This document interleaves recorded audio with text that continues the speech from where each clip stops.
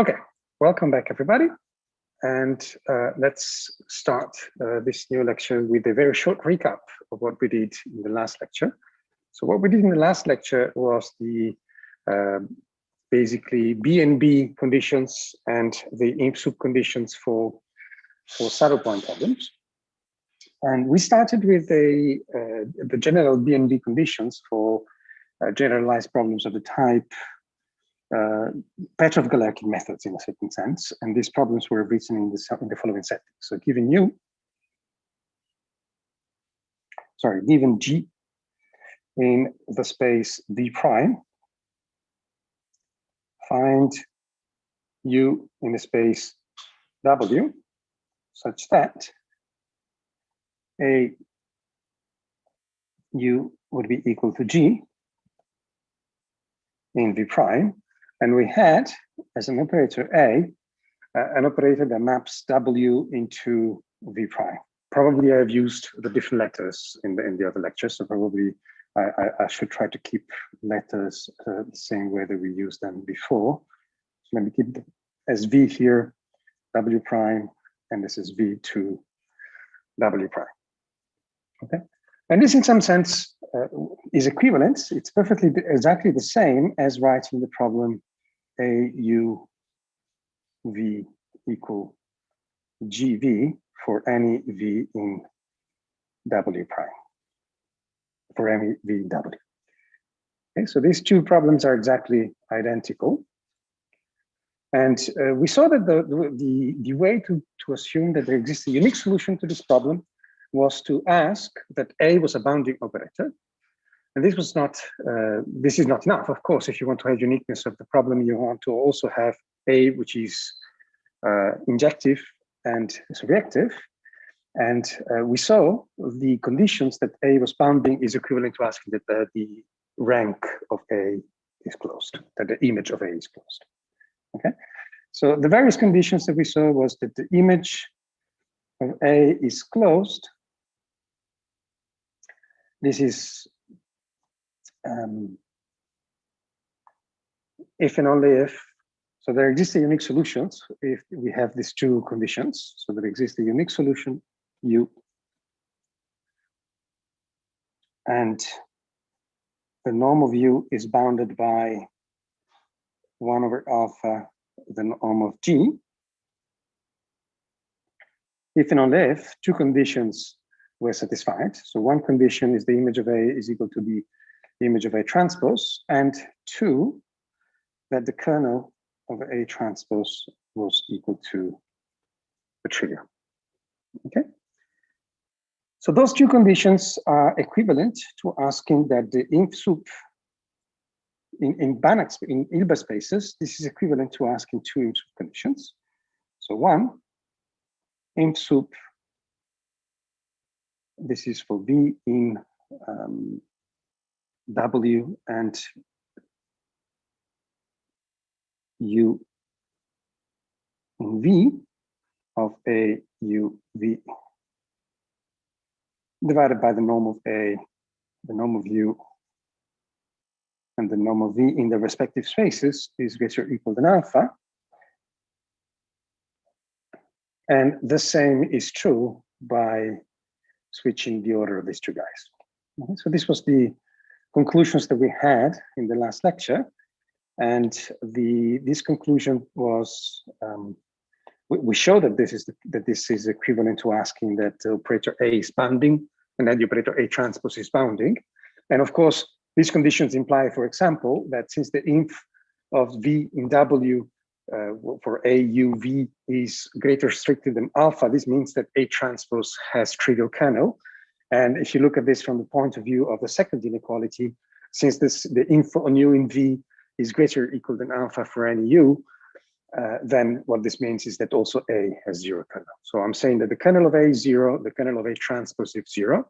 This would not be enough to prove these two things together, but if you assume also that the image of A is closed, then this is equivalent to saying that A as an invertible, you can actually invert the operator A. So there exists a right inverse of this guy. Okay. So existence of an inverse in finite dimensional spaces, this would have been trivial. So once you have that the kernel of A is 0 and then the kernel of A transpose is 0, this would imply immediately that the operator A is invertible. This is not the case in infinite dimensional spaces, so you have to be a little bit more careful. So the actual conditions that you want to use is that for Hilbert spaces, we have this. Okay?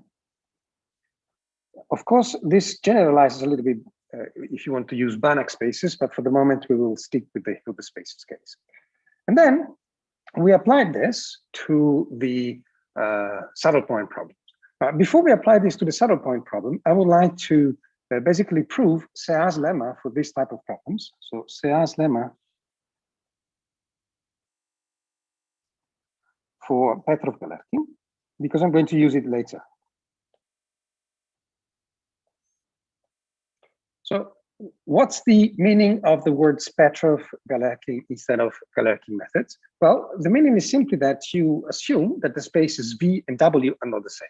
Okay, so if you allow the spaces V and W not to be the same, and you have an operator that maps these two spaces, then what you're actually doing is you're changing the test functions with respect to the trial functions.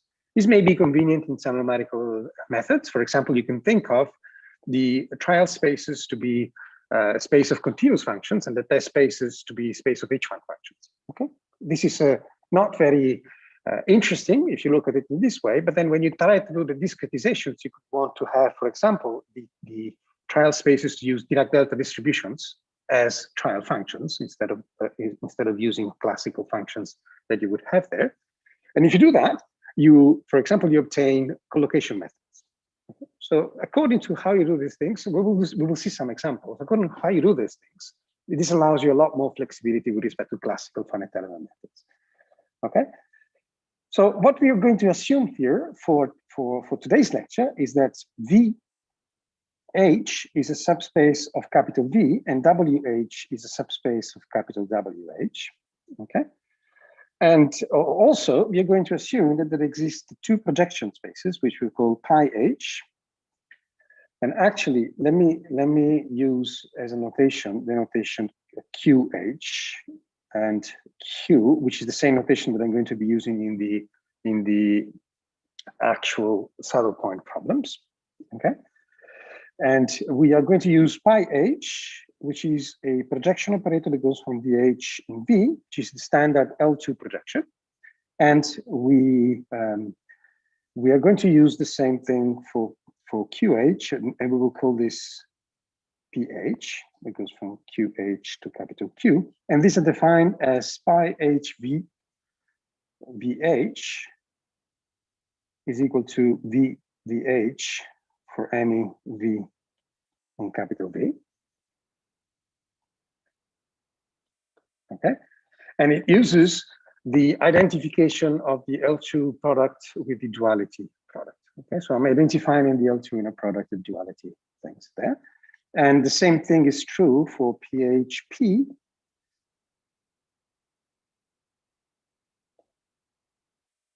QH is equal to P QH for any P for any Q H in the in QH, and of course this was PH. Okay, so I'm defining the L2 scalar product and the L2 inner product. Sorry, the L2 projection operators between in the space VH and the space QH. Okay, so these two are the ones that we are going to be using, and are the ones that we are going to be exploring a little bit more in terms of our our continuous formulations and our discrete formulations of the problems. Okay, once we have these two guys, notice that these two guys also define automatically the transpose of those guys. And so the transpose of those guys are strange beasts in the sense that they go from V prime to VH prime. Now here, it's difficult to understand what is VH prime, but VH prime, since VH is a finite dimensional space, the dual of the finite dimensional space can be identified with itself. So in a certain sense, this is just a way to represent these guys in a finite dimensional space. And PH, pi h transpose is, if you look at it on the in a certain sense, it's what allows you to define a discrete problem as a subset of the continuous problem. And I'll show you how this actually happens. So we have the same thing on the other side. We have PH transpose goes from Q prime with value in QH prime. And what we would like to show here, what I would like to understand here is, can we reproduce the Sear's lemma, and can we reproduce what we had with the Sear's lemma in the Petrov-Galerkin case, and then how we apply this to the saddle point problems? Okay, so let's try to understand what this means. So we are assuming that there exists an operator A, which we call A of UV equal FV.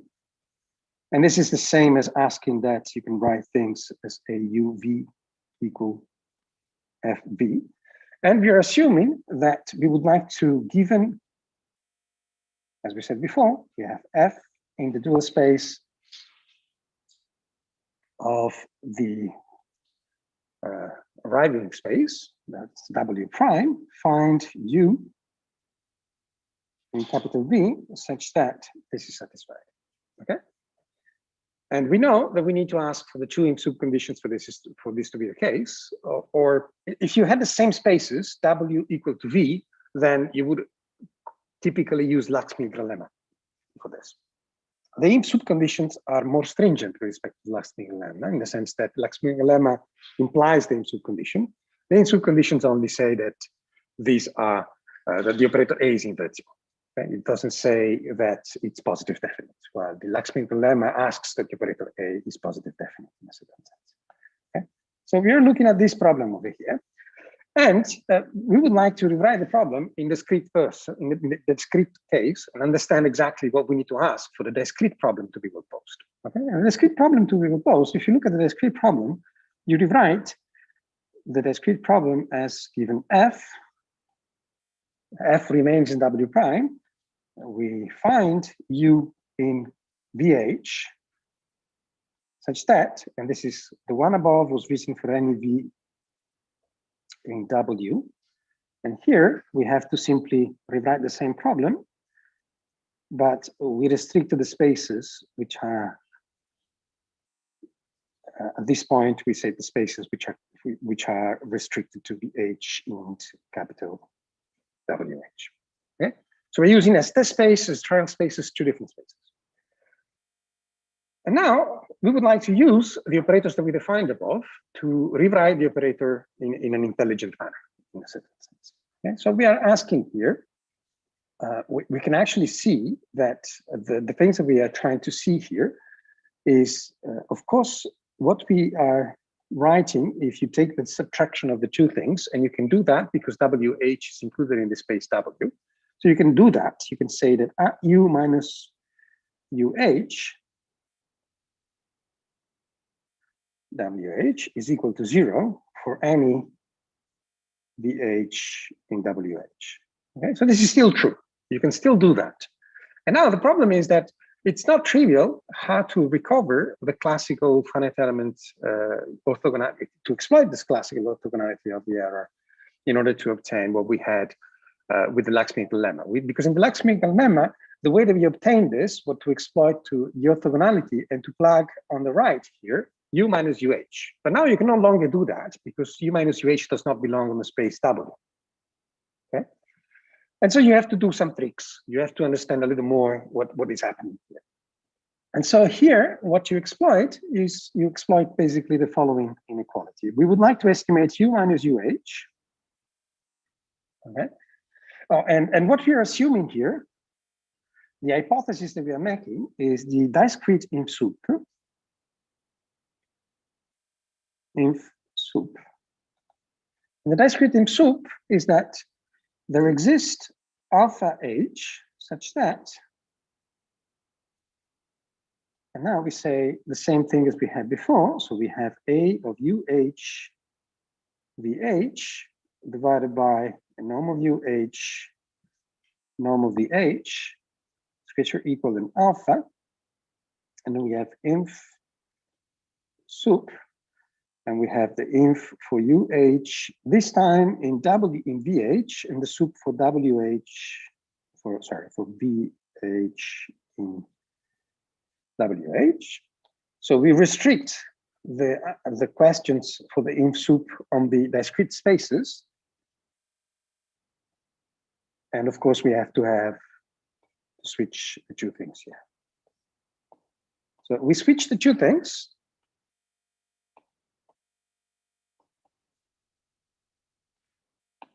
And here, this is greater or equal than alpha h.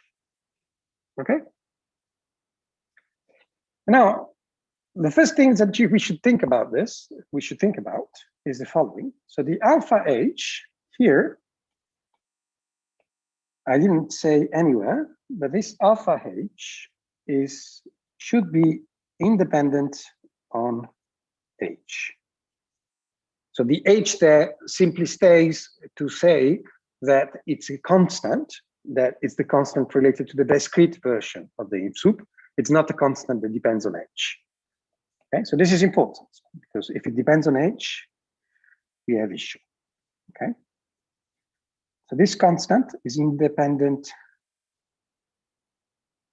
on h. Okay. So first question that I ask you is, what's the relationship between alpha h and alpha? If we know that operator A is the same, so we're using the same operator A, what can we say about alpha h and about alpha?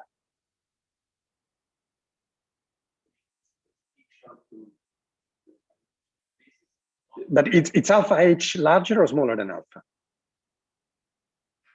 So I'm taking the supremum on a smaller space. It is smaller, yes. So what we can say here is that alpha h, for sure, is smaller than alpha. Okay? Or smaller or equal, of course. I mean, we can have that it's equal, but of course we cannot go better than alpha. Okay? However, it can happen that this alpha h actually does depend on alpha if you choose the wrong discretization of the spaces v and w. And if it does depend on alpha, this may go to 0. And if it goes to 0, that means that the operation that you're trying to achieve is not invertible. So the operator that you're trying to write is not invertible. So you have to be careful, because if you don't get that this is independent on h, then you might be in a situation in which you cannot solve the problem for all h. So this is the essential part, and this is exactly what we are going to observe for the other two, for the other cases. So this is condition number 1. And this is condition number 2. Those are just inf-sup conditions with the domain and codomain switched over. So basically, I'm asking that A is bounding and that the A transpose is bounding. Okay. Okay. Now, if I look at this inf-sup condition, I would like to exploit the fact that this is true, and I would like to exploit this and use these two conditions in order to be able to prove some error conditions on u minus uh. Okay, so the idea is that I would like to understand how u minus uh goes. Okay, and u minus uh, if you look at this, you can write this as u minus vh plus plus vh minus uh. So I'm using triangle inequality here. And why am I doing this? I'm doing this because now this guy is an object that lives in the space VH. Okay? And now, since it only lives in the space VH, I can exploit the fact that the operator A is bounding. And so this is equivalent to asking u minus VH plus the operatorial norm. I can write this as 1 over alpha, the operatorial norm of A VH minus UH. And let me write this in this way. And this is the operatorial norm, oh, sorry, from the way that I wrote this, this is in WH, okay? And here I am assuming, I'll write later what I mean by this, but this is basically the sup on all VH in WH of this applied to WH divided by WH, okay? So it's the operatorial norm in the space WH, okay?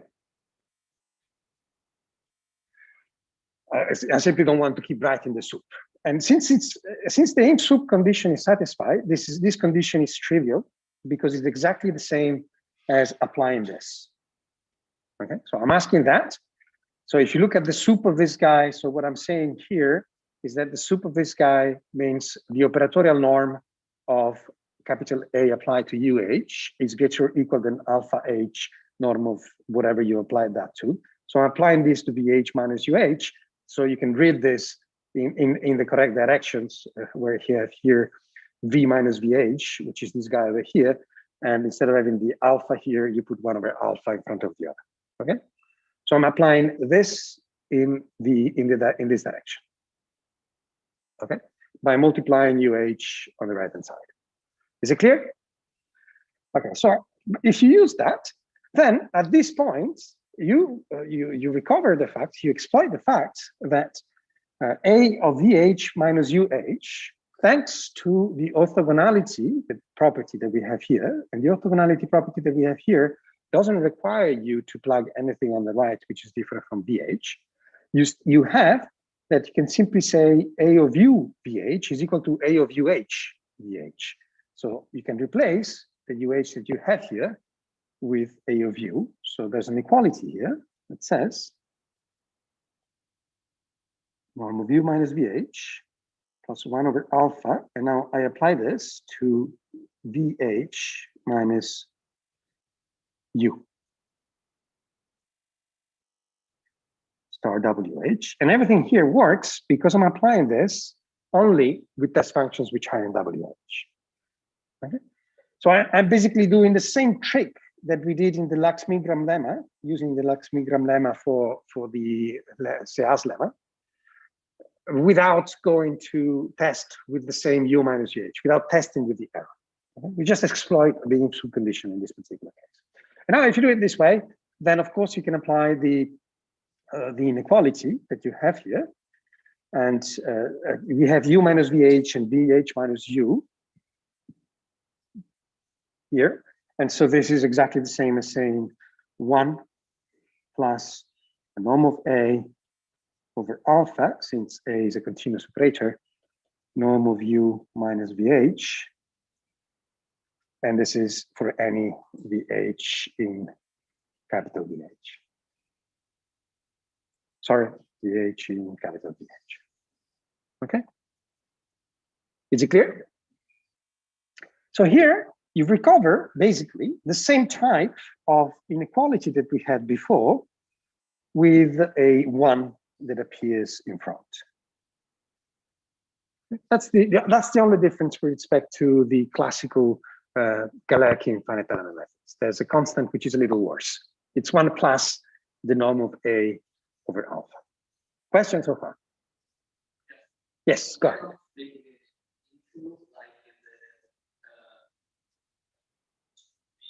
Oh, it's the same. It's the same. So the same that this is valid for any VH in VH is exactly the same as, so this is equivalent to saying that U minus UH is more or equal than 1 plus norm of A over alpha inf.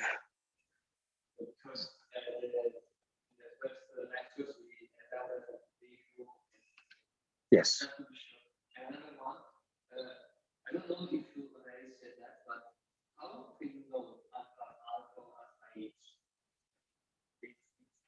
Oh, you have to compute them. So this is going to be part of the second part of the lecture.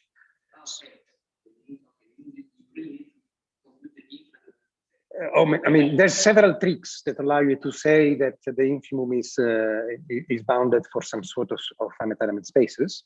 So for tense trick is one of those things. We will be seeing some of these tricks, and we will be trying to compute the actual inf-sup conditions for this type of problems. Right? So the essential part here is, I mean, here we obtain something which is a little worse with respect to the standard Galerkin finite element formulation. However, this is much more general because it allows you to solve problems which have different target spaces and test spaces and trial spaces.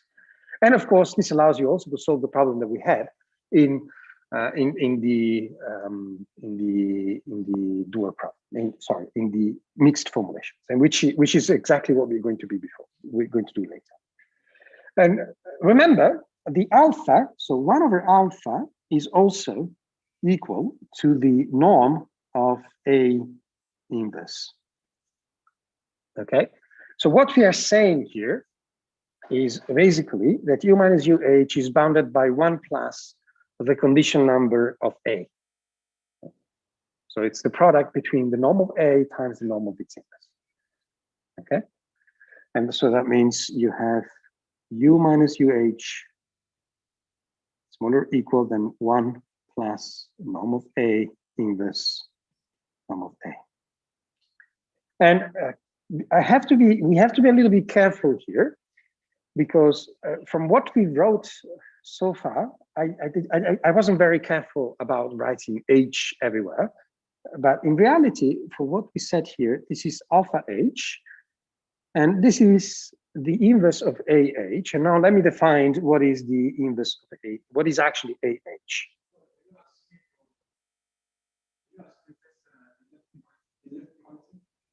Yes, so there's still U minus VH for any VH and VH. I mean, the inf of, sorry, the inf. It's the same, right? So depending on what you prefer. So I don't know what you prefer, but let's use the infimum here. Okay.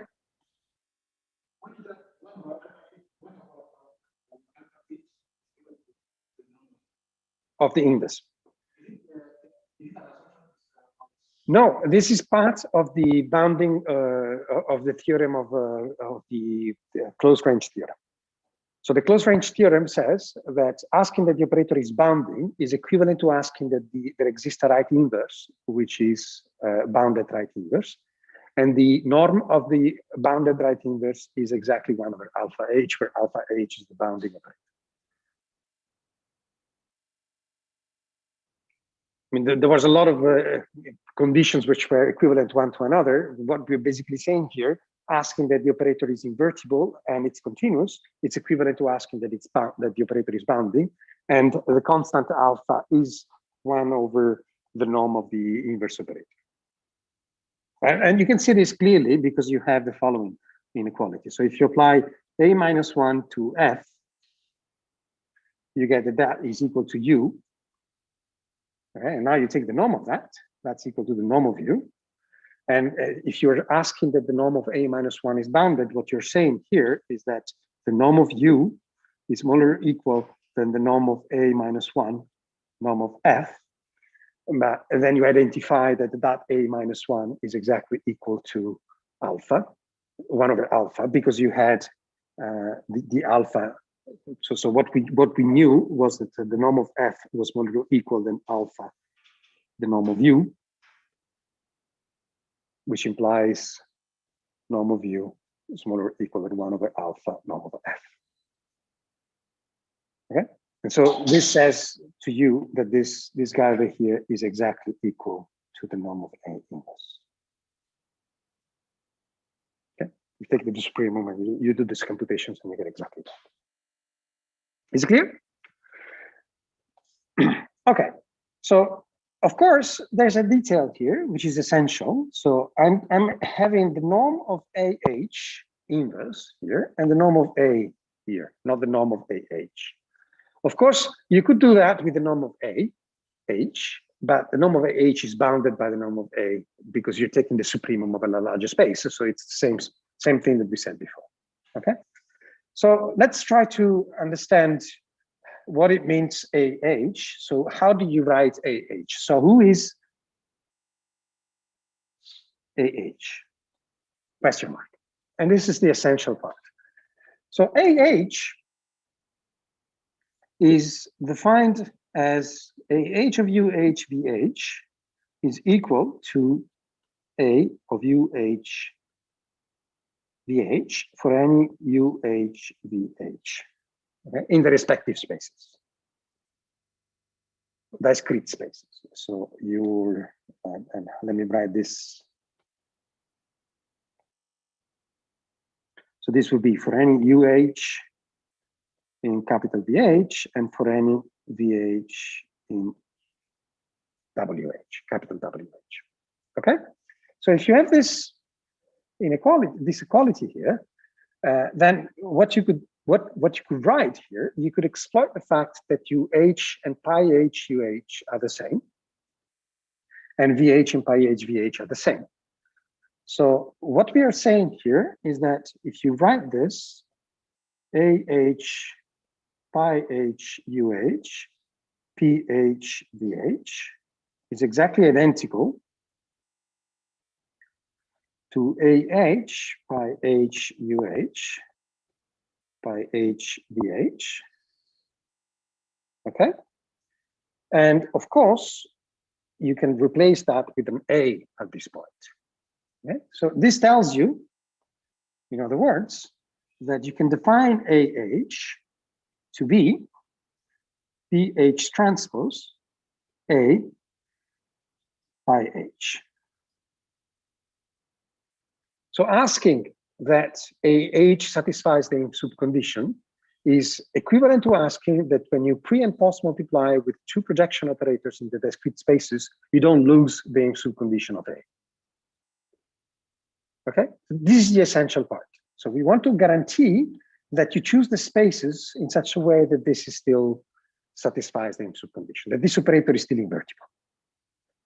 So now, if you think about the space AH, so AH, which I wrote here, what are the spaces where AH is defined? Well, AH takes an object which is in V and returns to you an object which is in W prime. Okay, so it's basically interpreting the discrete version of your operation like a restriction in a subspace and an extension from that subspace. Is it clear? You understand this because pi H goes from V to VH.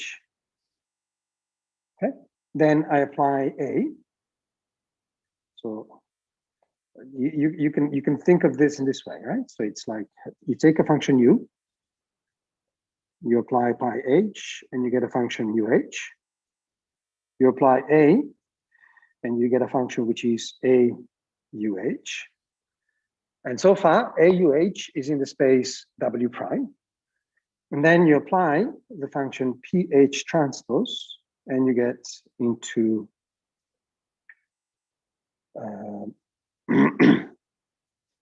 and you get into W.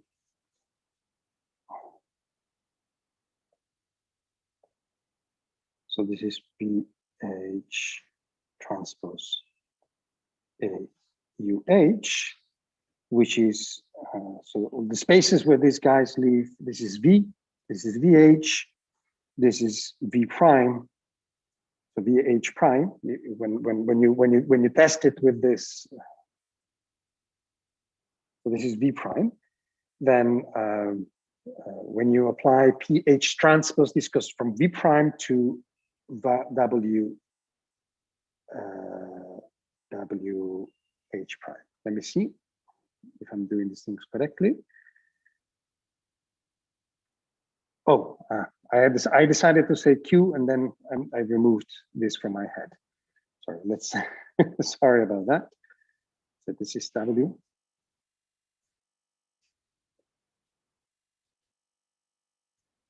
Because I didn't stick to my own notations after. This is WH W. And so I end up into something which leaves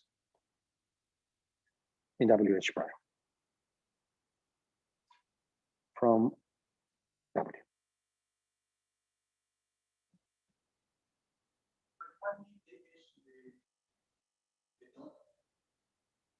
Sorry?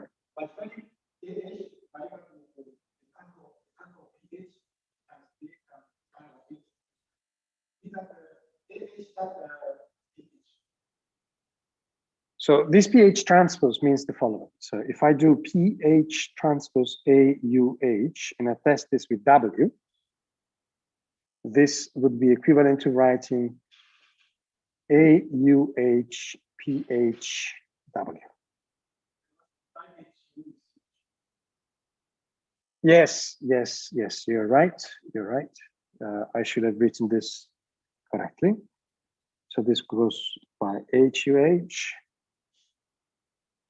You're right. I should have written this as by HU. and this is pi h u.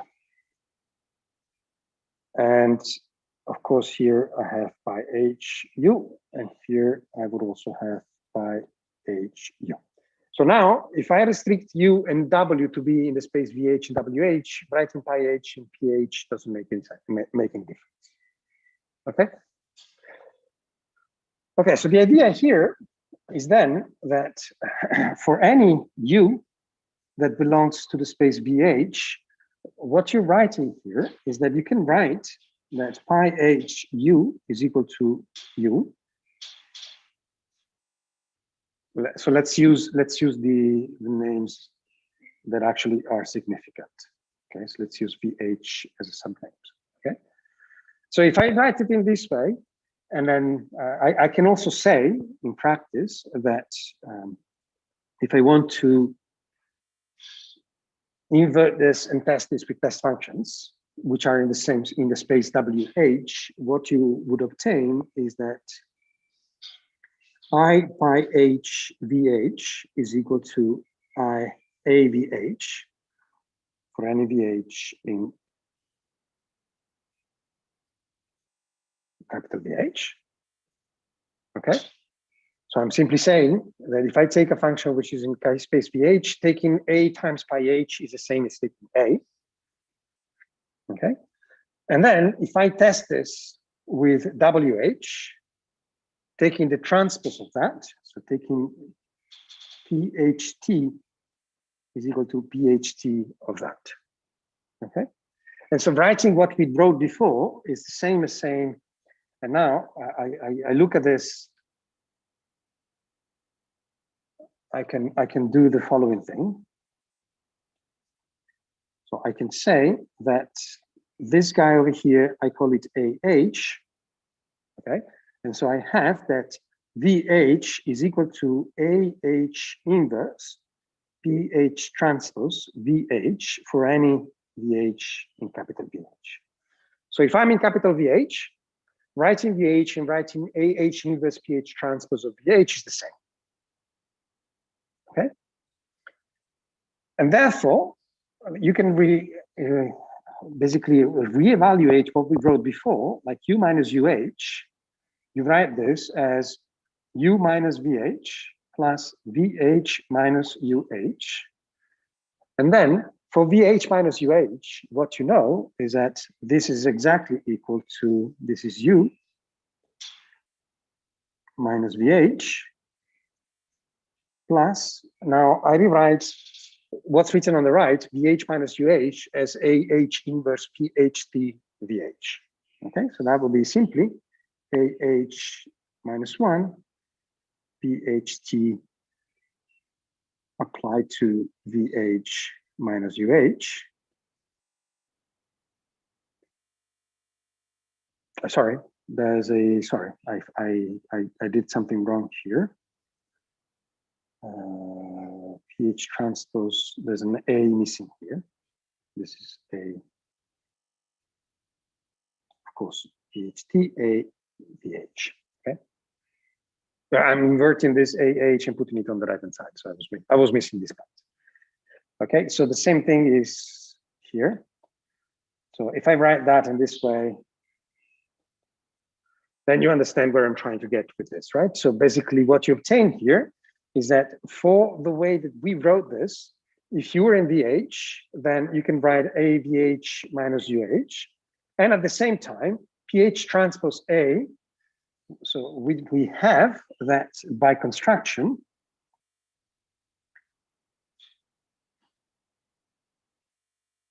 we have AU, so is equal to F, okay? And so if I take PH transpose of AU, this is equal to PH transpose of F. And in particular, I have the PH transpose of AU is equal to AH-UH. Okay? PH transpose of AH-UH. Simply because also AH-UH with the PH transpose is equal to PH transpose F. Okay? Because this is the the solution of the discrete problem in a certain sense, right? So we would have this by definition. Okay, does that make sense? So if we have this two inequality, now the things that I wrote before simply becomes u minus vh plus, now we have ah inverse pha, and I can apply this by the definitions that we had before to u instead of to vh. And this is exactly the same thing that I wrote above, simply because now you can simply collect the things here, and you get exactly 1 plus norm of ah inverse norm of a, because pha is the same as a smaller equal norm of a from the properties of the projections. And there's an inequality here at this point, and norm of vh minus u you have here. Okay, and this is valid for any vh. And of course, this implies that u minus uh is bounded by this. And you can write this exactly as we did before, because h inverse now is 1 over alpha. Does that make sense? Yes? Okay, now let's go to our mixed problem. And let's apply this to the mixed problem. Mixed problem is AU plus B transpose P equal 0, equal F. And we have BU equal G. So this was the mixed problem that the generalized mixed problem that we had, given G in Q prime, F in V prime.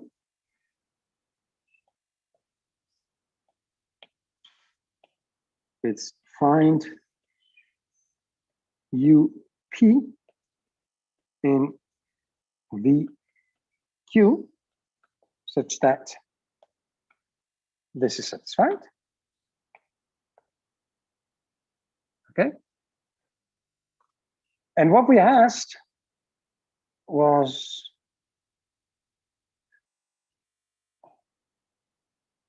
there were two conditions. One condition was inf-sup,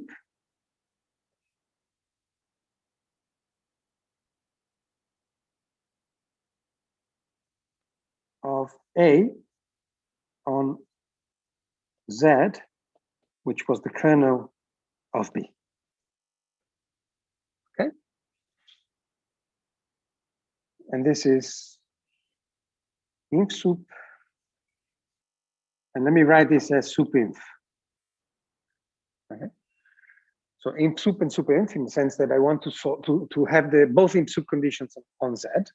And the second was instead just the inf-sup of B. Let me write this as B transpose. Okay. Because of course I don't want to ask the inf-sup on B, because if I ask the inf-sup on B alone, this means that the B is a trivial kernel, and if B has trivial kernel, the only possible solution is that G is equal to 0. When G is equal to 0, that BU is equal to 0. So there's a lot of things that you want to make sure if you want to ensure that your problem has at least some reasonable solutions. Okay. Okay. Inf-sup of B transpose, and this was resist beta such that the infimum over Q, or the supremum over V of B V Q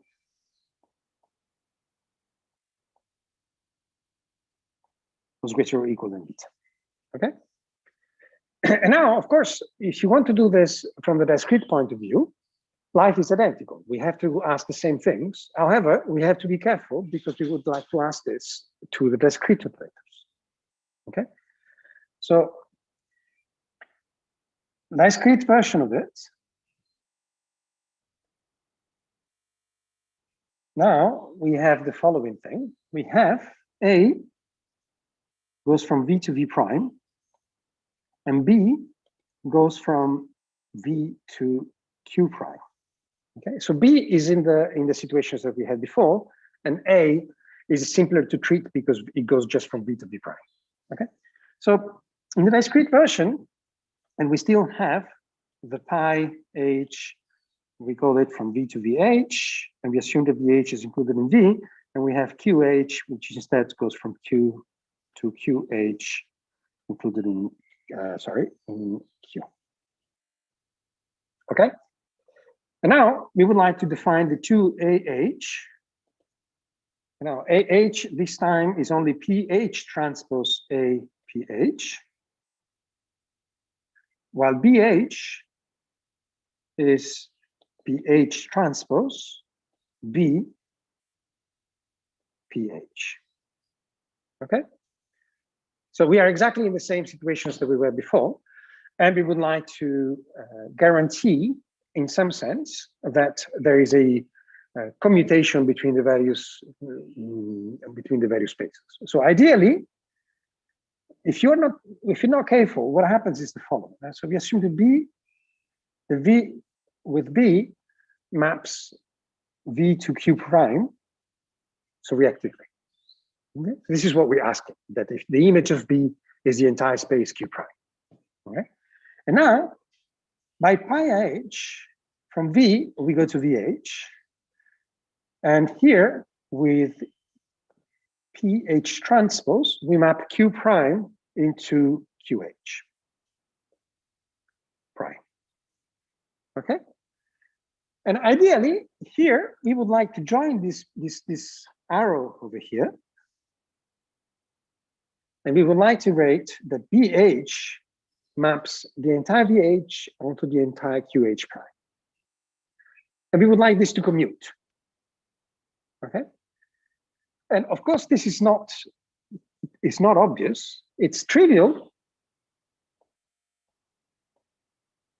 if the kernel of BH is also included in the kernel of B. And now think about the discrete version of the operators, and think about the operators that we have seen so far. Okay, so in the weak form of the Stokes problems, B is the divergence of U. Okay, and I'm asking here that functions which are divergence free, whose divergence is equal to 0, and I'm asking if those functions are representable as objects in the space VH. So if the space VH contains divergence-free functions, exactly divergence-free functions, pointwise divergence-free functions, then this is true. Okay? But this is generally not the case. So what we ask with the inf-sup on BH, it's much weaker than asking that the kernel of BH transpose is included in the kernel of B. Okay? So we are asking something which is much more, it is less stringent with respect to that. Okay, so let's start by studying what happens if we assume one L-care, which are the two inf-sup conditions on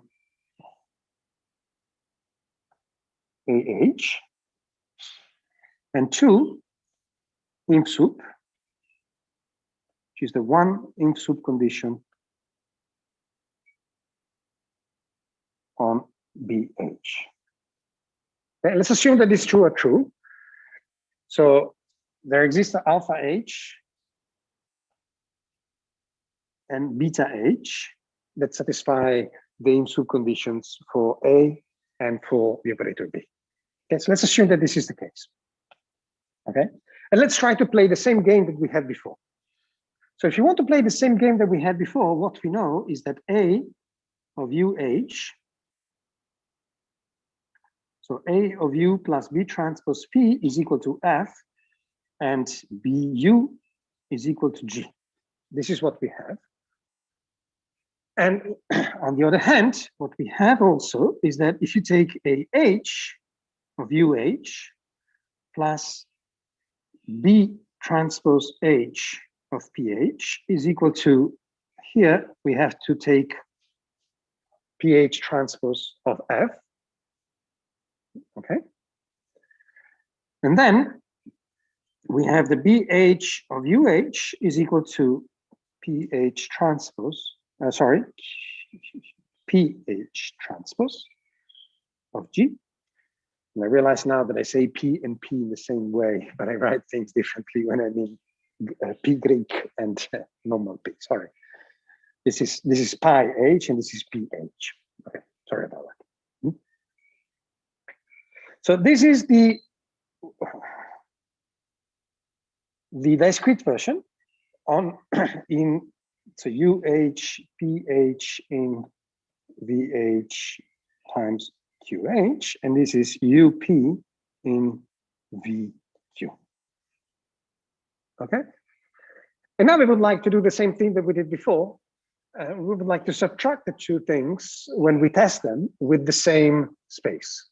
Okay? So if we do that, well, of course, we obtain two separate problems, and we obtain two problems in which, however, you cannot say that A of UH minus A of U is equal to 0, because there's the P transpose that is there that breaks your eggs in the box. Okay, so what you can say is that if you write the pi h in front of everything that is written on the left, you can say the following. So pi h transpose of AU plus pi h transpose of P is equal to pi h transpose of F. This you can still say. And pH transpose of BU is equal to pH transpose of G. And now I would like to subtract, this is 1, this is 2, and this is 3. And now I take 3 minus 2. Okay. Subtract from 3, 2. And what we obtain is that pi h transpose of A, U minus UH. Now I can write A of U minus UH without writing AH of UH because it's identical on UH. Okay. And here I have pi H transpose of P minus PH. Sorry, I missed a B here somewhere. So this is B transpose P. This is B transpose P minus PH is equal to 0. And below we have pi H transpose B, U minus UH is equal to 0. Okay. Is it clear? Okay. And now we would like to understand how to solve this problem. So how do we do in the continuous case? So in the continuous case, we started with, we split the problem into two parts. So in the continuous case, restrict V in Z, where Z was the kernel of V. Okay, so if you restrict V in Z, which is the kernel of V, what you obtain from the first equation, you obtain that AU, and you measure this with respect to Z, by hypothesis was greater or equal than alpha U. Okay, and this is by hypothesis, since you forget about B, because B disappears. And this is exactly saying that there exists U unique, which is smaller or equal than 1 over alpha norm of F. Okay? And this is simply by hypothesis. It's because you're asking that this is true. And of course, this is when there exists unique U0, such that this is satisfied, because of course you're restricting yourself into the space Z. Okay. And then we went forward from there.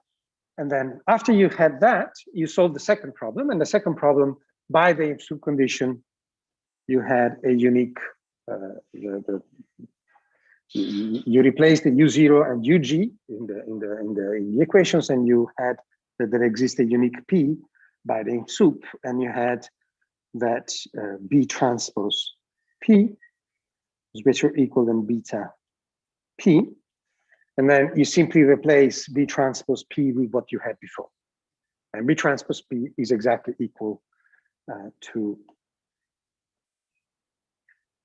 au minus f.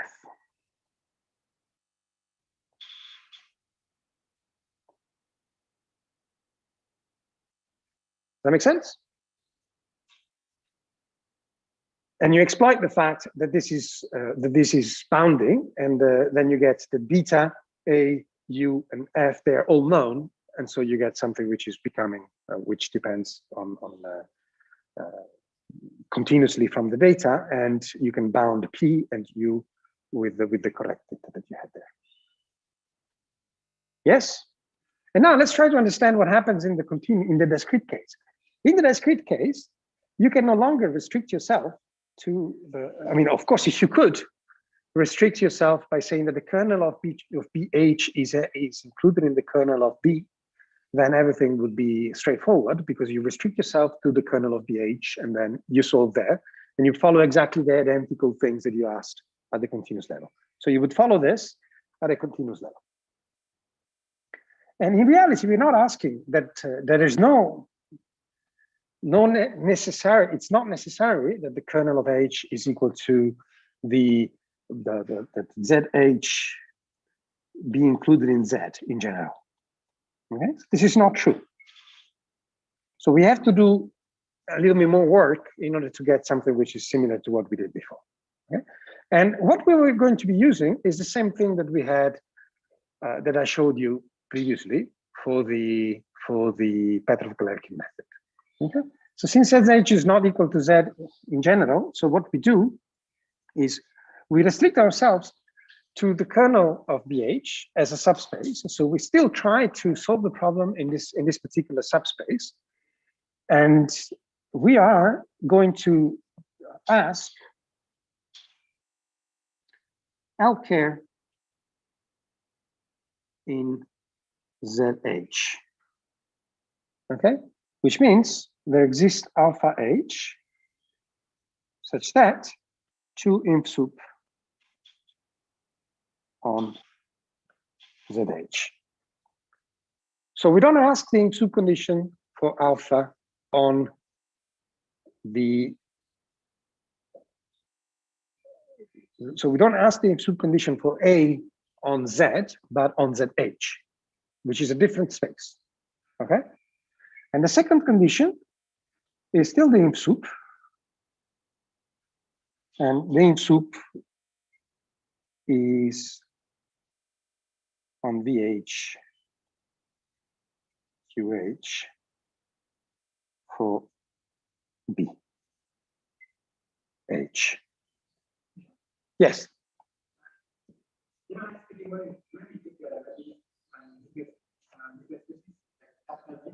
Mm-hmm.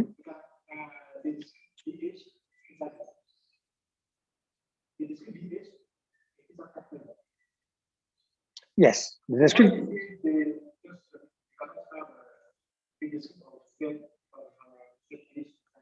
So BH, let me define what is the discrete ZH. Okay, so ZH is defined as the objects VH which are in VH such that B of VH QH is equal to 0 for any QH in capital QH.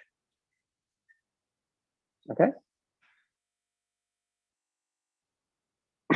So what this is telling you is that you're not requiring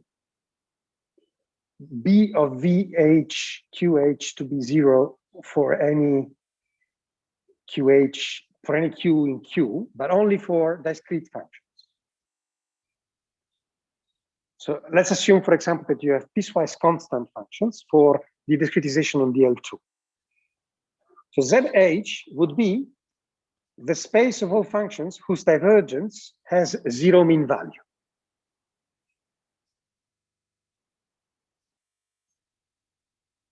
not divergence equals 0. Divergence tested against every function's QH is 0. So what you're asking here at the discrete level is that the divergence of your functions, when you take the average on each cell, is 0. This is not the same as asking that the divergence of the function is 0. Of course, if you enlarge the space with which you test, so this space over here, if you enlarge it, you're restricting the space at Z. So what you have here, of course, is that if you have a function in VH which belongs to the kernel of B, this function will belong also to the kernel of BH. Okay, so the thing here, the thing that you have to keep in mind is that it may happen, so the kernel of B is included in V, and VH is included in V. This does not imply that the kernel of B is included in VH.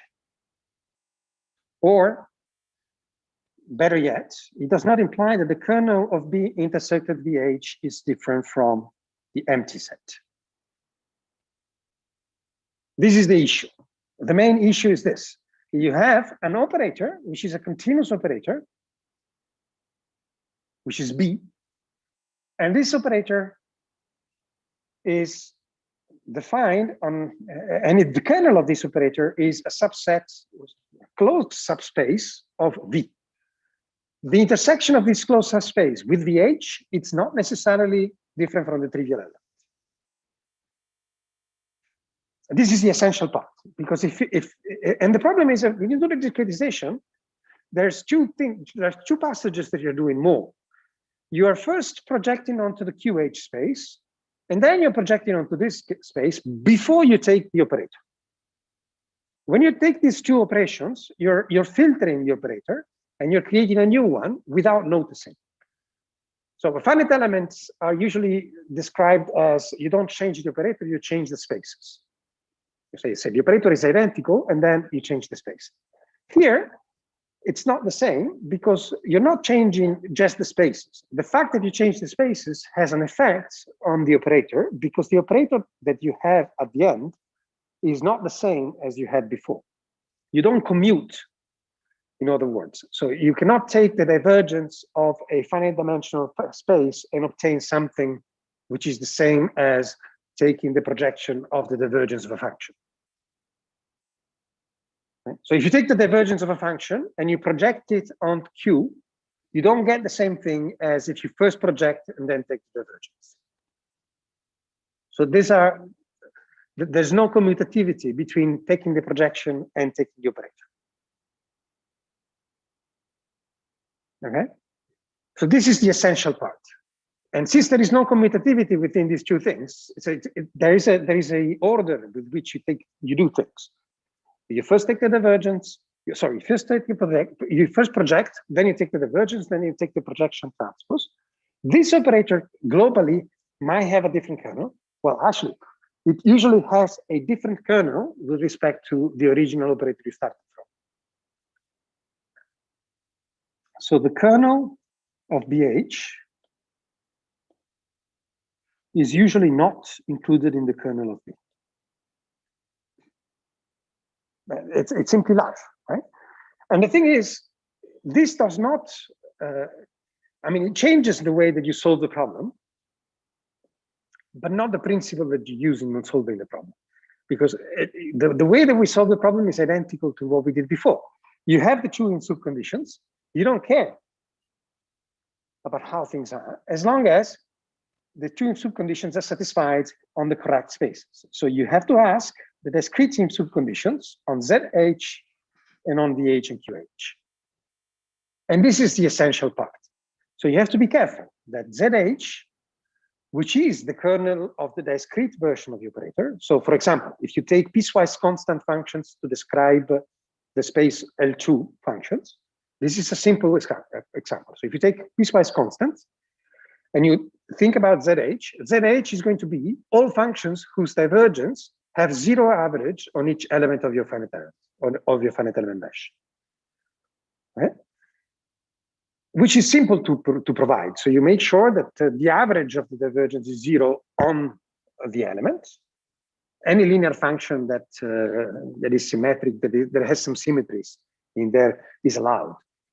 So you're relaxing the condition of finding divergence-free functions. So you allow also the functions not to be divergence-free, but to be on average divergence-free element-wise.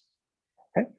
And then you have to be careful that the operator that you constructed, BH, and the operator that you constructed depends on the spaces that you have chosen, must satisfy the inf-sup condition. So this implies that you have a compatibility between the spaces that you have to check. If this compatibility cannot be checked, you're out of luck. And we will see, I'll give you a couple of examples which are really instructive. Okay, so let's keep going in this direction. Okay, so what's the idea then? Then the idea is that once you subtracted the two things, you can no longer exploit the fact that your function is in ZH in Z when you do the first operation. So you will have something which is a remainder of your operation when you test with functions which are in ZH. So let me explain what I mean in this way. So I have reason A of u minus UH VH, okay? And if I want to follow what I've been doing in the continuous case, I would solve this problem with the forcing term, which is B on the right-hand side. And I would have P minus PH on the right-hand side, WH, sorry, VH, okay? And so far, the only thing that I did was to subtract the two equations for the discrete version and for the continuous version, exploiting the fact that the forcing term disappears from the first equation. Okay? And this is valid for any VH in capital VH. Okay? Now, if you set, so restrict to WH in ZH, then what you can say is that one of the two terms on the right disappears, but the other doesn't. Okay, so what you can say is that you have A of u minus UH, VH, is equal minus B of P, WH, for any WH in ZH. Okay. And this is different with respect to what we did before, because in the analysis that we did before, when we replaced U with UH for the Petrov-Galerkin solution, we replaced U minus U with UH without thinking, without even trying to think. Okay. And here we cannot do that. And what we can do, however, is we can exploit the fact that if you take VH, which is in ZH, then this is identical to writing the same thing for arbitrary QH. Okay?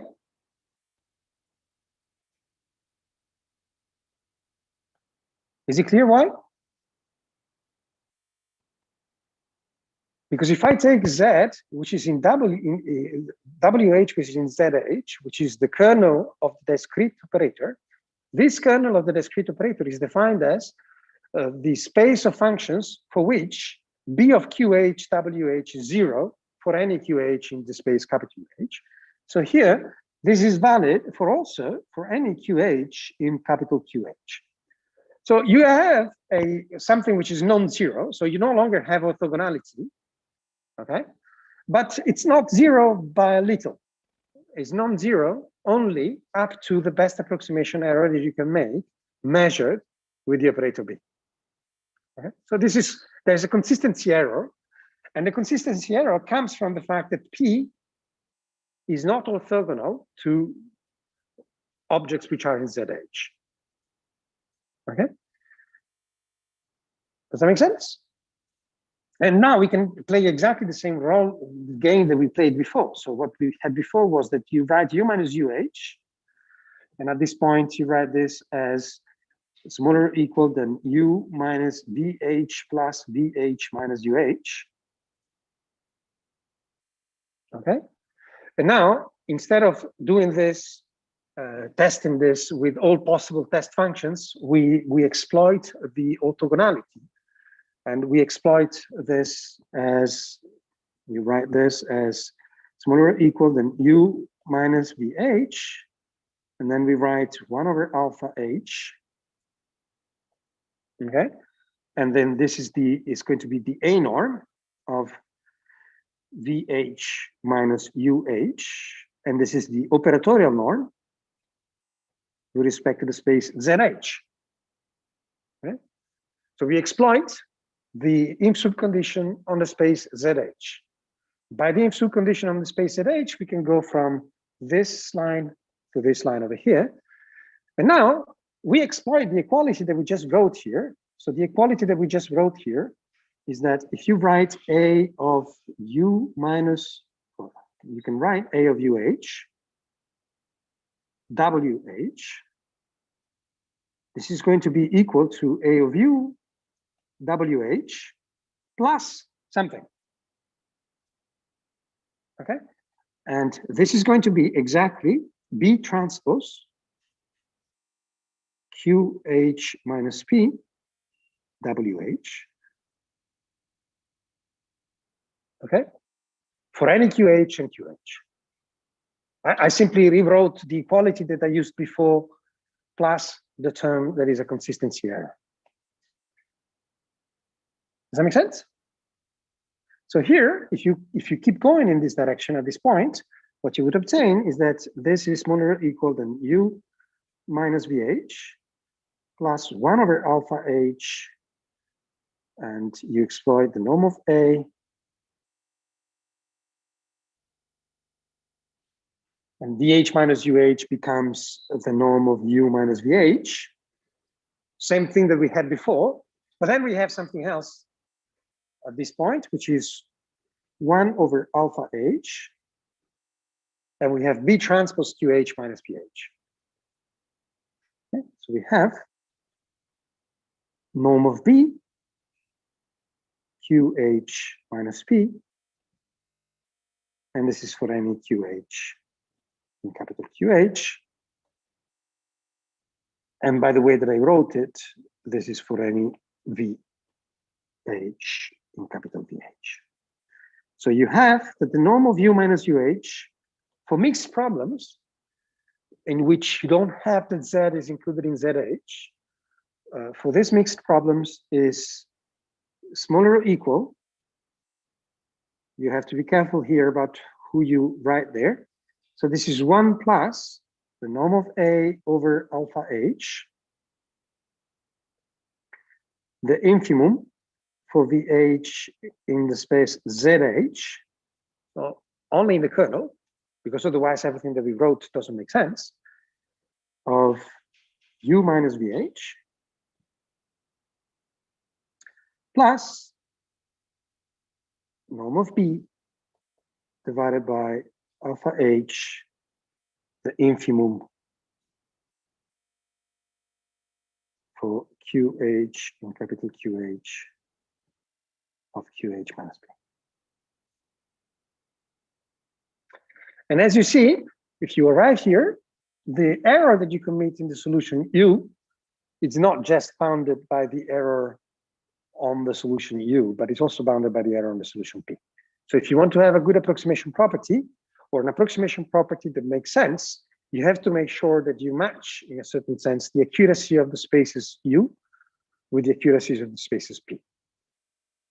These are different in general. So these spaces are going to be, for example, for the Stokes problem, this is H1 on the left and L2 on the right.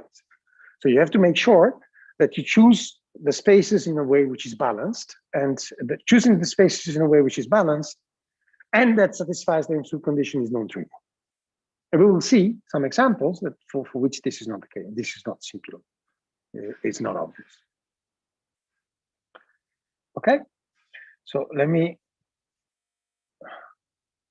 go here for a second and check.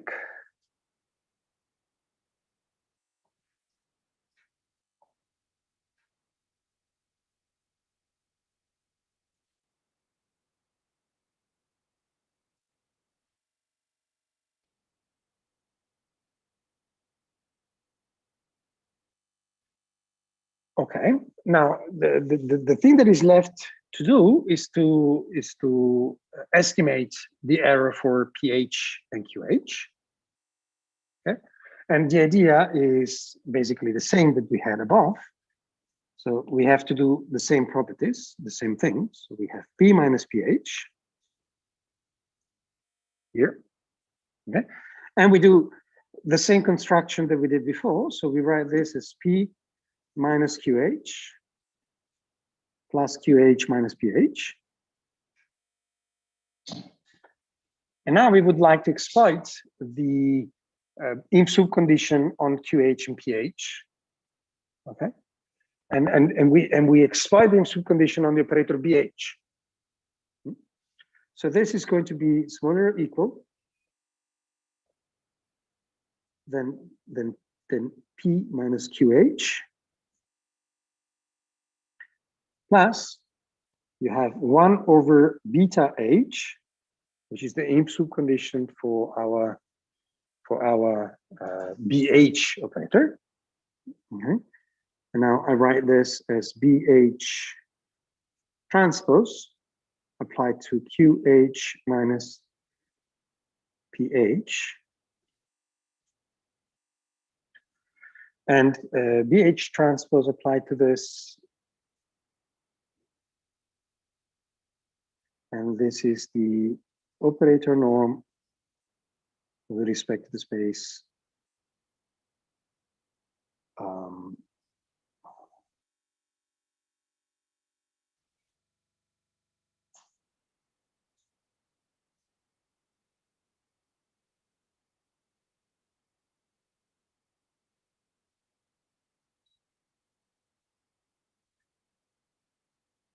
This should be on BH.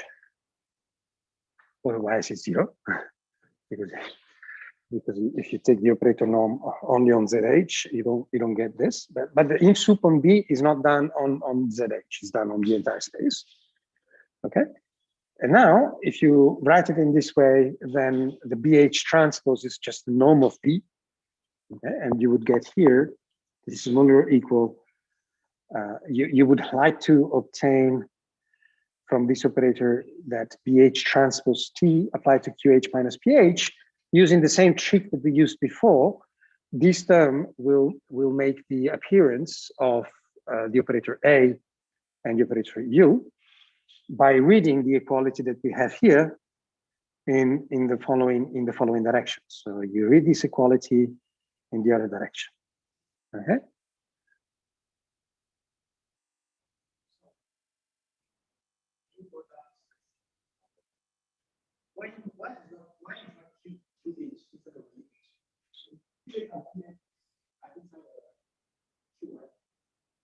Yes, but the operator B goes from the so the operator B transpose has image on the space BH dual.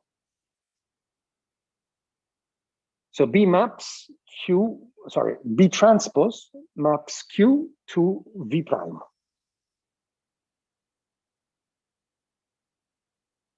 Does that make sense?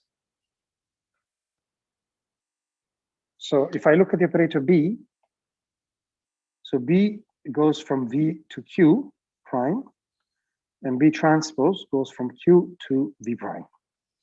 So you have to test this with functions which are in V. And so if you look at the discrete operator, you test this with functions which are in VH. And you're exploiting the inf-sup condition on the space BH. So I'm assuming that the operator BH transpose satisfies the inf-sup condition. So if it does satisfy the inf-sup conditions for any object that I have here, I can bound it by 1 over BH with this. Okay. This comes from the asking the fact that the if I look at BH transpose of any QH, if I look at this with respect to all objects which are in VH, so if I take the operator norm in VH, this is greater or equal than beta norm of QH. So I'm using this in the other direction. So does that make sense? So this is another way.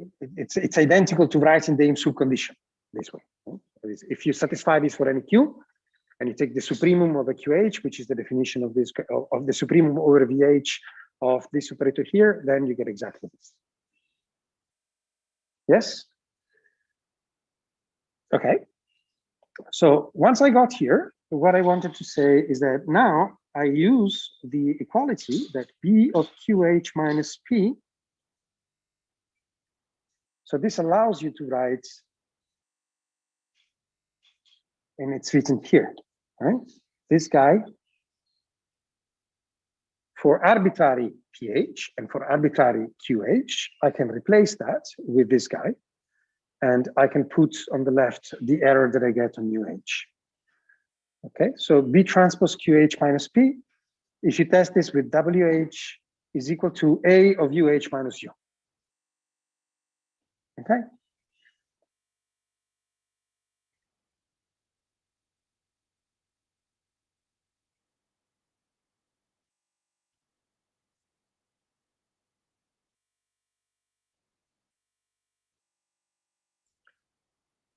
I think I have probably to invert the signs. U minus UH. So if I write it this way, this is UH minus U. Okay.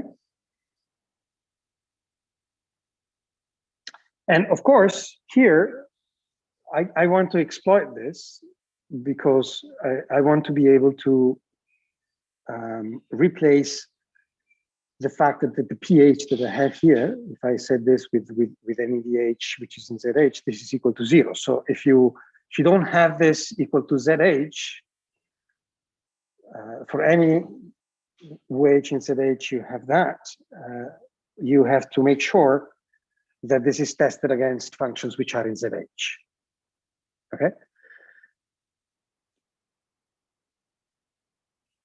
Okay, so if you arrive to this point, what you obtain is that you can replace this with P minus QH plus, so instead of writing PH, I replace the P that I had before, so the QH minus P, because you can do that if you test against ZH. Okay. And what you would get here would be, you still have A,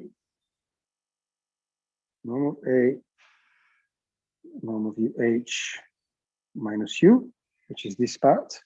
And there's a beta H that appears because of the fact that I put the equality there. And then I have the norm of B over beta H, and then it's the norm of QH minus, or P minus QH.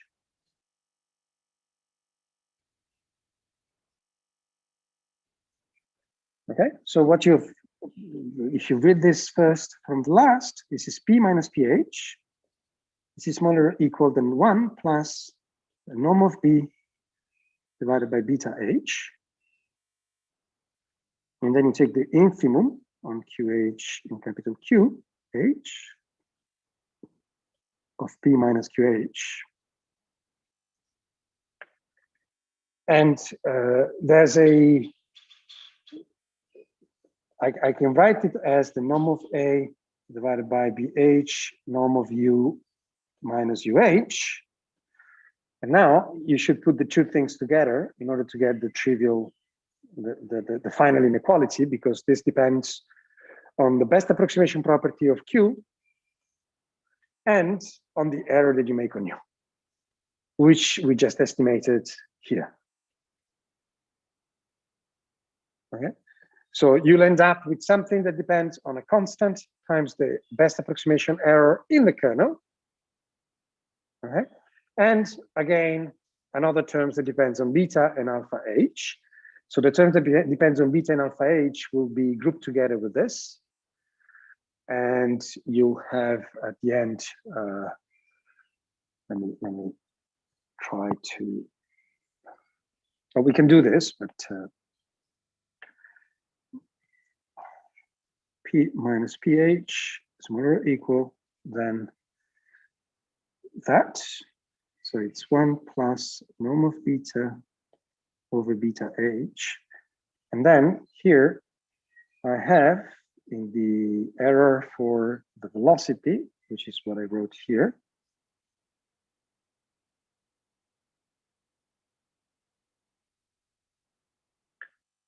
This first part, which only depends on u minus UH, plus a constant, which is beta over alpha H times that. So I would have here plus norm of A, norm of beta, norm of B, sorry. And then this is divided by alpha H, beta H. So this was beta over alpha H, B over alpha H, which is this part that is over here. And here I have A over beta H. So this is multiplied with the infimum on QH, on capital QH of P minus QH.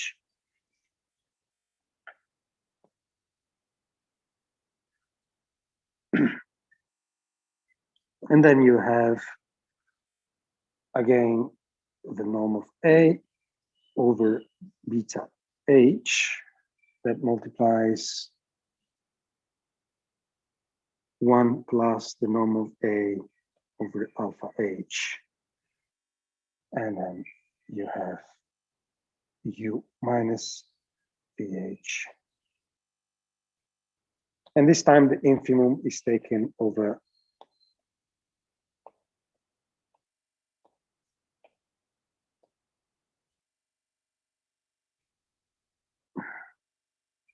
the kernel of pH. Okay. And this concludes the numerical analysis part for this inequality part. Okay. Now, what I wanted to show was the same thing to show a couple of these properties for the continuous problems that we have seen so far, and do a couple of examples. Okay. I mean, it's a complex object to treat. If you look at all the constants that appear here and all the constants that appear here, they are not very accessible. They are not very easy to show. However, the essential part that you should look at are the dependency on these errors with respect to the beta constants, the inf-sup constants. Okay, so if you notice, the error that you make on the first equation, so the error that you make on the error u minus UH does not depend on beta H. Okay, it depends on beta, but not on beta H. So it depends indirectly on beta in a certain sense, simply because u depends, so the norm of u is depending on the norm of G. So the exact solution u will depend on the norm of G, so you will have the dependency through UG on beta. Okay, but if you look at the discrete version of the problem, then the discrete version of the problem on the error that you take for the solution vector u, in the case, for example, for Stokes, does not depend on beta H. So if you don't satisfy the inf-sup condition, you might still be able to get a good solution on the velocity field. And this is exactly what happens, for example, if you use the wrong pair of finite element spaces for the approximation of the Stokes problem. Because if you choose, for example, the space Q1, Q0, which is the simplest possible space that you can think of for quadrilaterals, or P1, P0 for triangles, those do not satisfy the inf-sup condition. With P1, P0, for example, you get locking because the only space, the only element in ZH that satisfies the inf-sup condition is actually the element 0 in that particular case. So the only solution is the trivial solution. In quadrilaterals, it's no longer the case. So you still have a solution. The Q1, Q0 will allow you to have a solution. But the problem is that you don't have the discrete inf-sup condition. So this discrete inf-sup condition will depend on H. And so what happens is that beta H blows up when H goes to 0.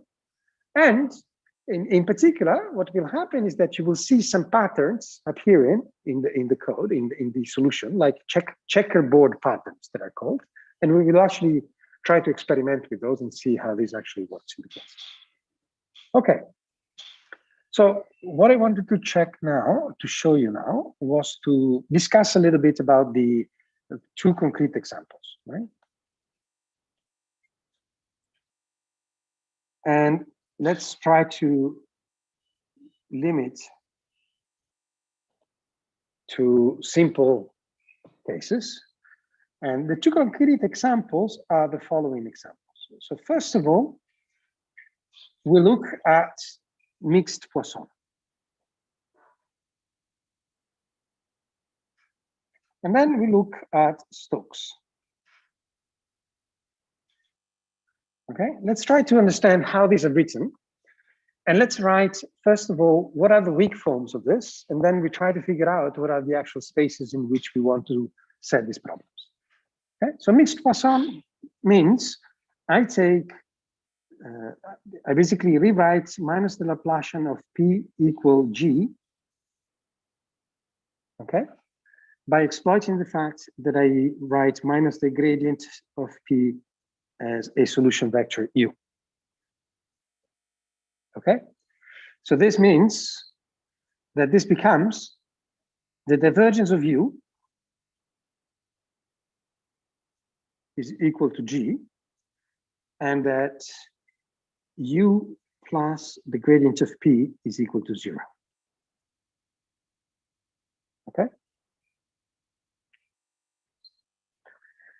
And here we write this in weak form as UV plus, or actually we integrate by parts,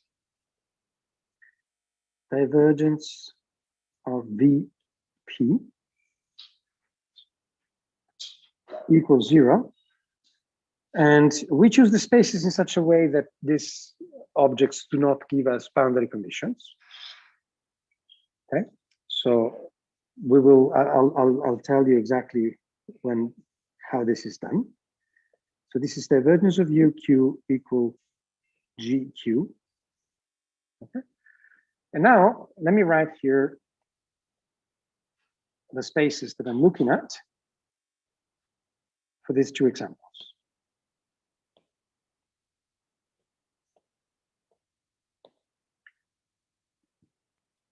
So this is V in H div 0 of omega. I will define what H div 0 is in a second.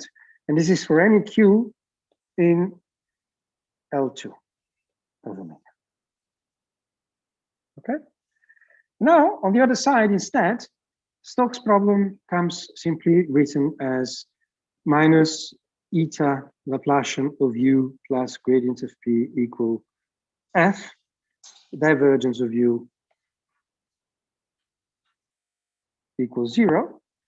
And this in weak form becomes, let me just not use eta here. Let's just consider constants equal to 1. So this is gradient of U, gradient of V. And we do again integration by parts minus the divergence of VP equal FV. And we use H10 of omega D. So this is the vector components are all in H10. So there's D components of these vector spaces that are all with 0 trace on the boundary. And we have the divergence of U times Q is equal to 0 for any Q in L2, 0 of omega. We take L2 0 because the problem of Stokes is undefined because P only appears under the gradient of P. So there's an infinite number of solutions to this problem, which are all different by each other with respect to a constant. And so we want to make sure that the solution that we take as a 0 average, for example, and this is L2 0.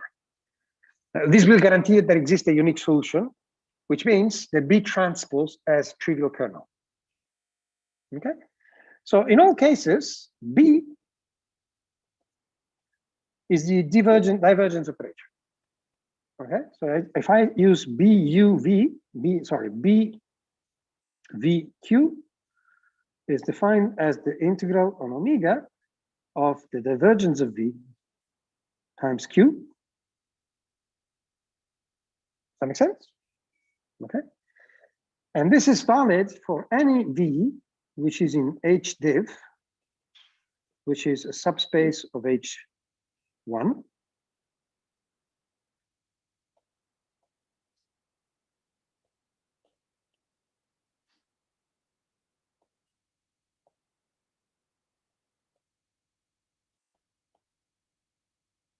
And for any Q in L2. Okay?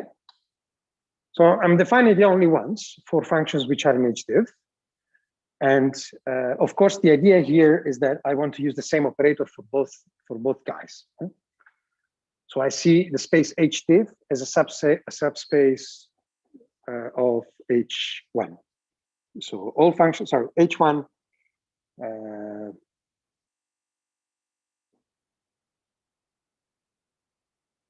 this is wrong. So this is, it's the opposite way around, of course.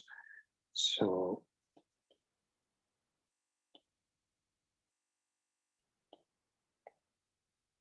if I look at a function which is in H1 of omega, then this function is also in H div. Okay. But the operator here is defined for all functions which are in H div. So in the weaker space. Okay. So what is H div? So H div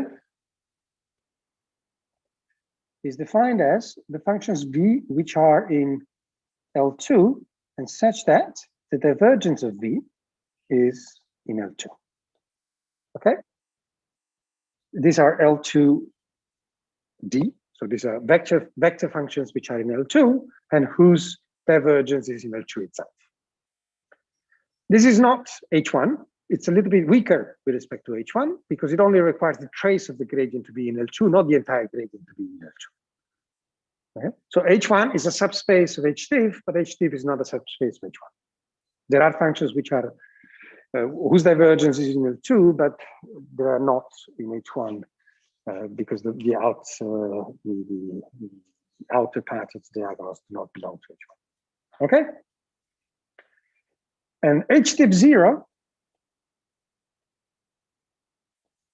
is the same thing, is B in H div, such that V dot n is equal to 0 on gamma.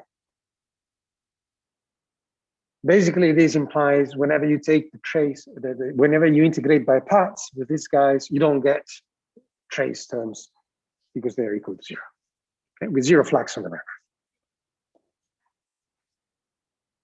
Does that make sense? Okay. So this is mixed Poisson with natural boundary conditions. With natural BC, meaning that gradient of P dot n is equal to 0 or V dot n equals 0. Okay. And of course, this is a unique solution if and only if P has 0 average. Okay. And of course, you also have to make sure that the G that is written on the right hand side here satisfies the compatibility condition. Okay. So I'm not going into the details of this because this is trivial. This has already been seen in a lot of other courses, so I'm not going into too many details.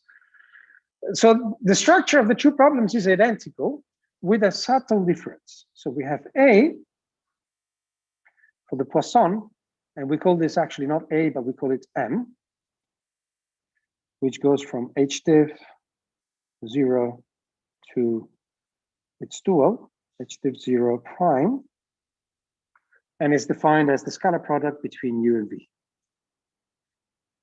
Okay, so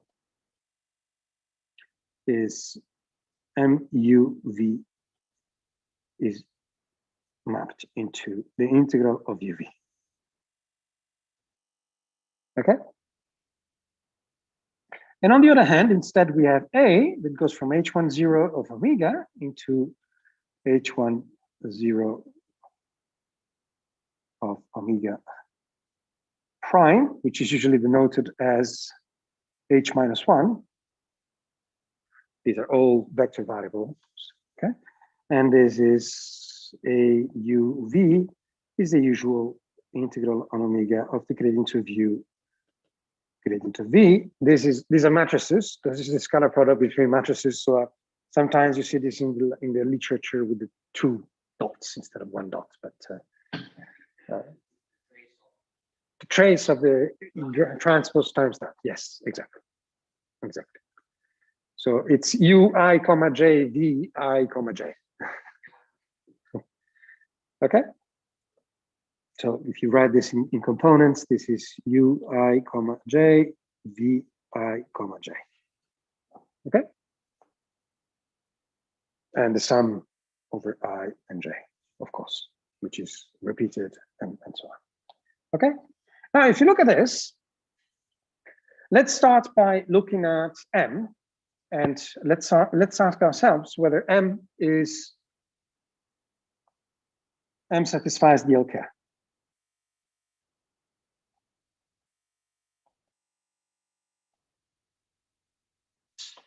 So what we should ask, of course, if you look at the M itself alone, M is not elliptic in HDiff. Because if you look at the operator M, the operator M does not have any gradients in there. So if you take mu and you apply it to u itself, mu is greater or equal than the L2 norm of u, but it doesn't control the H1 norm of u. Okay, so mu applied to u is equal to norm of u squared in L2. Okay. And there's a missing part here. Okay. So here, no control on divergence / gradient. Okay. This is complicated, and this gives you an issue. And of course, this will be an issue if you had to make sure that you solve the problem in HDiff using just M. But you're not solving the problem in HDiff using just M. You are asking for M is elliptic. So you ask if M is elliptic on the kernel of B. What's the kernel of B? The kernel of B is defined as the functions B, which are in in HDiff 0 of omega, such that the divergence of B is equal to 0. Okay. So for this particular cases, and of course I never wrote what is the norm on HDiff. So the norm in HDiff is defined as the L2 norm. So if I take a function u, this is the L2 norm square plus the norm of the divergence u square. Okay. So I'm asking that u is in L2 and its divergence is in L2. So I take the L2 norm and the divergence of u square. Now you understand here now that of course, if I look at the kernel of B, for every v in the kernel of B, the norm of v is exactly equal to the norm of v in L2. So it would be equal to, by definition, the divergence of v, 0, but this part is 0. Okay? So this implies, in particular, that M is coercive, so more than, it satisfies more than the inf-sup condition. It's coercive on kernel of B. Not on the entire H1 diff, not on the entire H diff, just on the kernel of B. It's coercive there because an alpha is equal to 1. because M defines the L2 norm. So if you take MUU, then you get exactly the L2 norm. Okay? Now we look at the case H1 0 of omega power d, and we look at the A operator. And A is defined as the integral on omega of grad U column grad V. So this would be AUV. And we know that A is alpha, well, it's coercive on the entire H10 of omega to the power d, and not just on the kernel of B.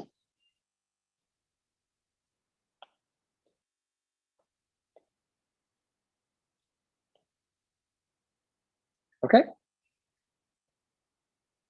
So A is coercive on the entire space, not just on the kernel of B.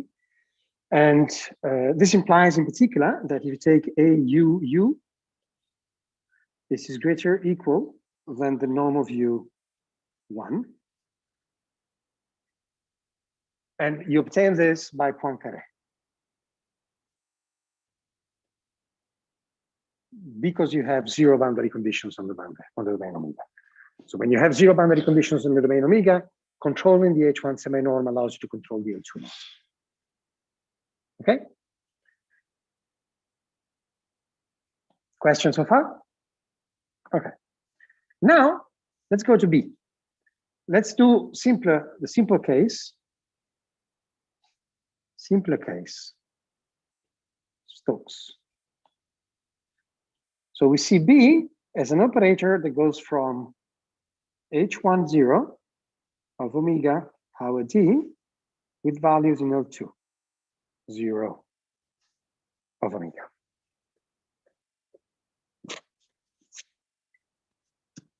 Okay? And now I ask myself, inf-sup on B, of B, sorry. So I'm asking if, is it true that the infimum for all Q in L2, 0 of omega, of the supremum for all V in H1, 0 of omega to the power d, of the integral of the divergence of V Q divided by the norm of V,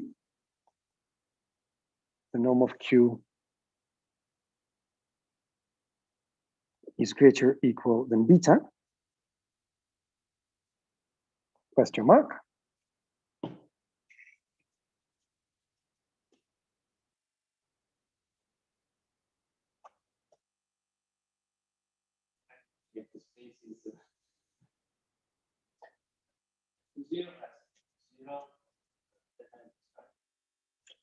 So L2 0 as zero average.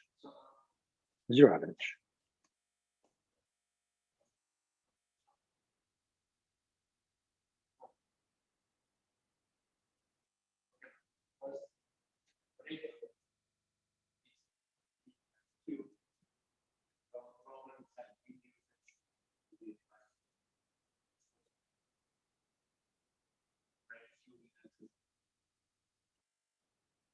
So what you would have is that for every Q in L2 0, if the divergence of V is constant, this integral is 0. But you have to take the supremum for all V. Okay, so this is the point. This is the point. I mean, you're not taking the infimum on all V, because the infimum on all V would give you 0, because there exist a lot of functions which are divergence free. Okay, and so the question is, how do you construct this? So the question is, if for every function V, you can construct, so in a certain sense, what you would need to show is that for any function Q, there exists a function in H10 for which Q is its divergence. Okay, so if this is the case, then what you would like to show is that since for every function q there exists a function whose its divergence, then the supremum for all v in h10 would certainly be greater or equal than the divergence of v0 or vq. Okay, so for every q, so this is the question. So if for every q in L20 of omega, there exists a vq in h10 of omega, such that the divergence of vq is equal to q, okay, then what you would have is that the divergence of v q of vq times q would be equal to the integral of q square, which would be equal to the norm of q.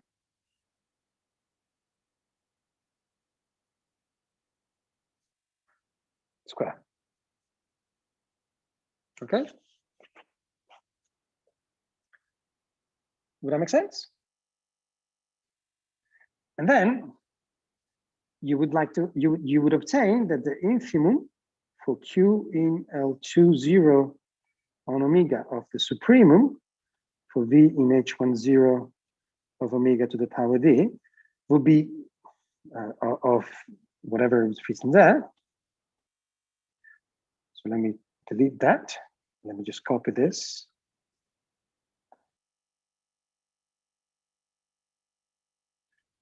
Okay, this would be greater or equal than the infimum for q in L20 of omega of what? Well, there will be norm of q square divided by norm of v q norm of q. Right? And now, what you observe here is that you can simplify one of the q's that is on top, which is this guy over here. And now you would have q on top and the norm of v that depends on q below. So if this operator that associates, that actually solves the problems above has a unique solution, then what you would like to, what you would have shown here is that this solution over here admits a with continuous dependency, something that's that is independent on q. Okay, so now let's try to understand whether this is actually possible. Okay, so we are left with the norm of q on top divided by the norm of vq below, and typically this norm of vq below would be dependent on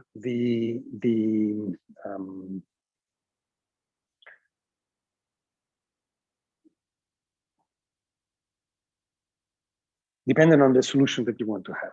Okay, so let me just try to. So if you have, so let's let me see how I did this here.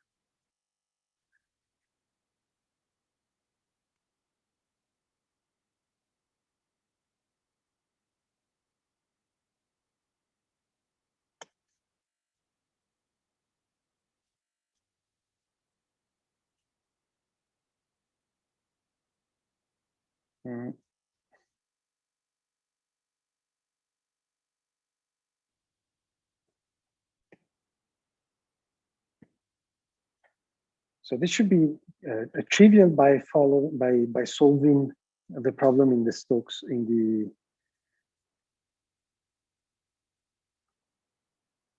the HDiv case. In the H1 case, it's less trivial. So let me think about this for a second. Okay.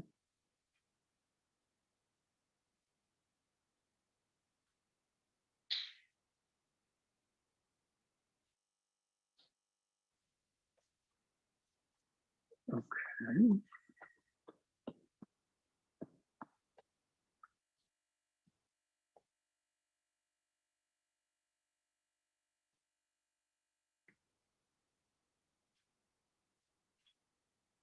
So if we start from the Poisson problem for P, okay, And we set that equal to a Poisson term F, or G, sorry.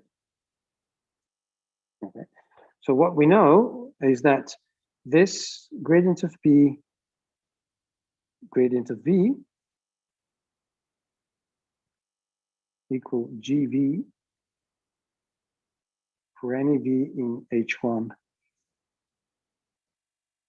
in H1 0.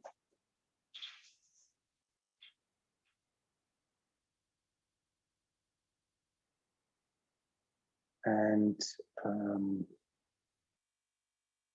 so the thing here is that I would like to write this with respect to the divergence operators.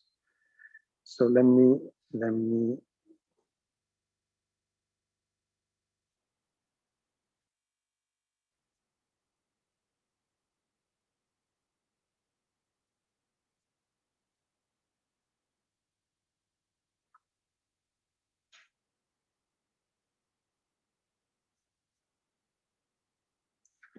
so you would like to solve this problem here.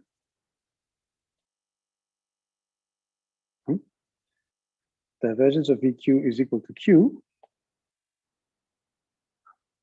and divergence of VQ equal to Q. And I would like to solve this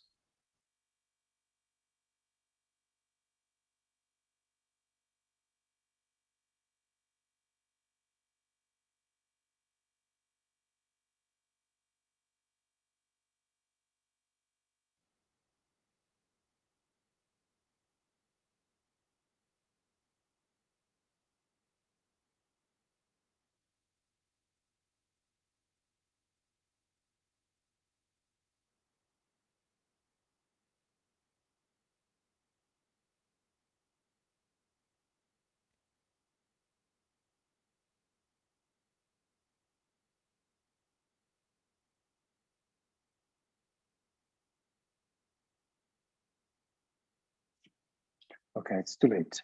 Sorry about that. Okay, let me. So there's a trivial way in which one solves a additional problem and shows that this is actually possible.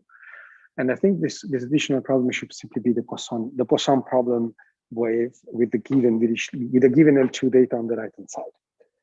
And now I don't seem to find a way to solve this exactly. So there's probably a simpler way to proceed. And the reason why this is the case is because one has to look at this Q here and see the Q as the divergence of something in a certain sense. So the dual problem is exactly by looking at the problem, see whether you can find a Q, which is a divergence of a function B. And when you have this is the case, then you have divergence of B, divergence of W on the two cases, and you get exactly these correct results. And this dependence that you have here will be proportional to VQ in the norm of the H1 norm here, or the HDIF norm in the case of the HDIF norms, and one has to show that these two things simplify. And I think I chose the wrong case. I think in the Stokes case this is more complicated. In the Poisson case this is much simpler. But I can assure you that both cases actually satisfy the inf-sup condition from the continuous case. So next lecture we're going to show this from the practical point of view. So we are going to implement Stokes problem, and we are going to see which ones of those satisfy the inf-sup conditions or not. And I will give you a couple of tricks in order to provide that this inf-sup condition is satisfied. I'm not going into too many details on this, and this is actually the last lecture of the theoretical parts of the course. And this part is also covered by the course by Gianluigi at some point later on. So the inf-sup condition on the Stokes flow is covered also by Gianluigi. So I'm not going too much in details in this direction. But what I will be doing though is the part of the implementation on the other hand. Okay. So any questions?